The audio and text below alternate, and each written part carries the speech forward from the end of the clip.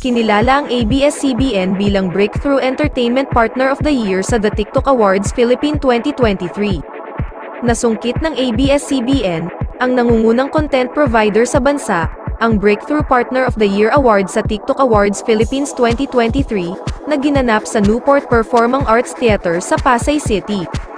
Dahil sa patuloy nitong pagsisikap na akitin ang mga digital user gamit ang nakakaugnay at nakakaaliw na content nito, lumabas din ang ABS-CBN bilang ang pinakapinapanood na TikTok entertainment account sa Southeast Asia, na nakabuo ng kabuoang 2 billion plus na views ng video, para sa unang kalahati ng 2023. Talagang nagbigay sa amin ng pagkakataon ang platform na maabot ang mga bagong manonood, bagong audience, at hindi lang dito sa Pilipinas kundi sa buong mundo.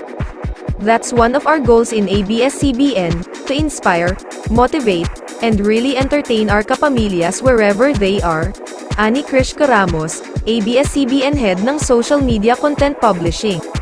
Maging ang ilan sa mga kapamilya stars at program ang nakatanggap din ng parangal, ang fractured star na si Francine Diaz ay nanalo rin ng Celebrity Creator of the Year Award, habang ang FPJ Batang Quiapo, actress na si Ivana Alawi ay tinanghal bilang TikTok Shop Creator of the Year.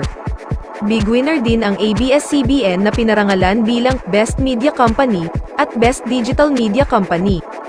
Best Teleserye naman ang The Broken Marriage Vow, at ang bida rito na si kapamilya silent superstar Jody Santa Maria ang itinanghal na Best Actress. Si Piolo Pascual naman ang hinirang na Best Actor.